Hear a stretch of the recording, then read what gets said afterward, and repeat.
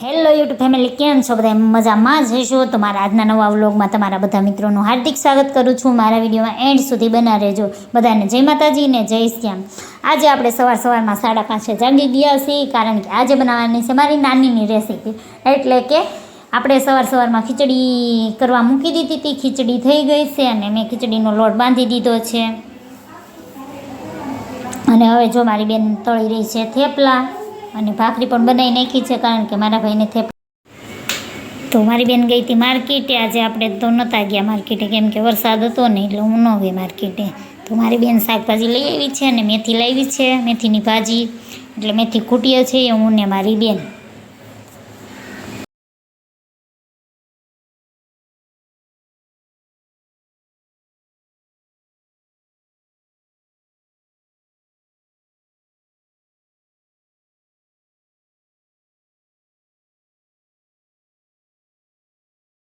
આપણે શાકભાજી લઈ આવ્યા છીએ મારી બેન, એટલે કે મારી બેન લઈ આવી છે. અને અત્યારે તો શાકભાજી બહુ મોંઘું છે, નામ પણ નથી લેવાતું.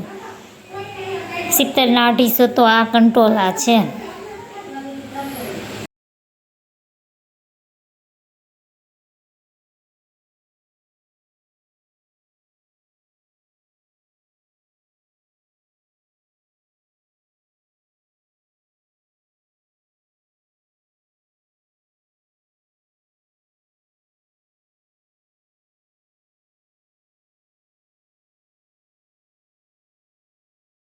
આજે મારી બેન બનાવે છે મારા મમ્મીની રેસીપી. હું મારા મમ્મીની રેસીપી એટલા માટે કહું છું કે જ્યારે મેં કોઈ પાસેથી નહોતું સાંભળ્યું ને કે આખા કંટોલાનું શાક ખાધું છે મેં એમ, ત્યારે મારી મમ્મીએ મને કરીને ખવડાવેલું છે.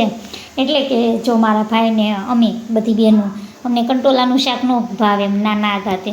તો મારી મમ્મી છે ને એવો આઈડિયા કર્યો કે આ કંટોલામાંથી બિયા કાઢી ને આમાં ચણાનો લોટ ભરી અને બનાવી નાખું. તો મારી મમ્મી એવી રીતે બનાવ્યું હતું. ત્યારે જો કે મસાલો તો નહોતો, પણ બાકી ચણાનો લોટ ને મીઠું, મરચું, હળદર ને એવું બધું નાખીને બનાવી દીધું હતું. આપણે અત્યારે ખાલી મસાલો વધારે એડ કરી દીધો અને લીંબુ ને ધાણા એડ કરી દીધું વધારાનું.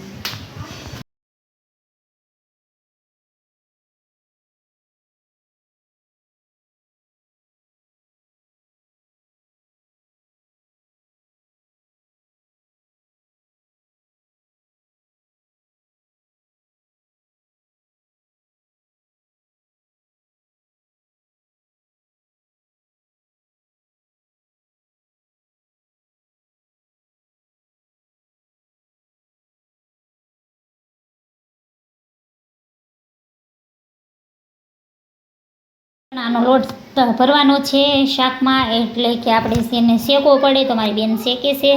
ગેસ શરૂ કરી દીધો છે ને તેલ મૂકીને ચણાનો લોટ શેકવા માંડી છે.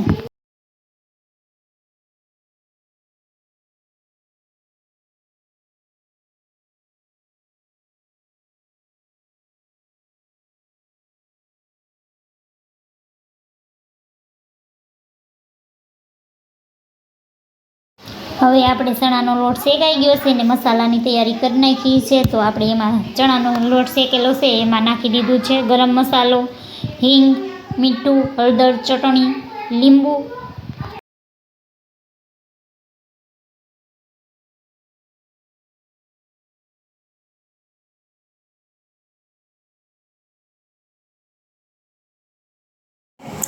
અને આપણે સાથે ધાણા પણ નાખી દીધા છે ને હવે મસાલો તૈયાર થઈ ગયો છે. હવે આપણે એને શાકમાં ભરી લેશું, કંટોલામાં.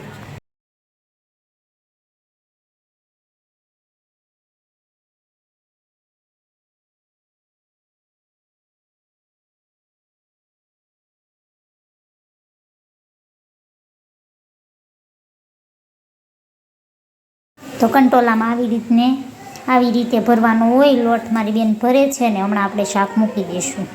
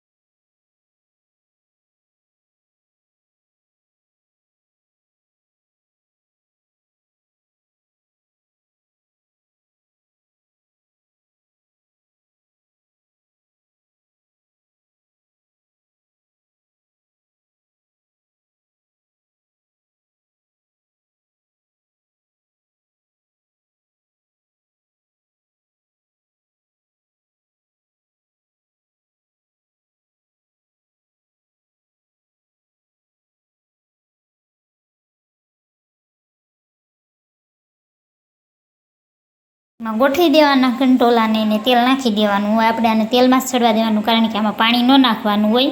અને પછી આની માથે છે ને ડીશ મૂકીને એમાં પાણી મૂકી દેવાનું. હવે આપણે આ શાકને સડવા દઈશું.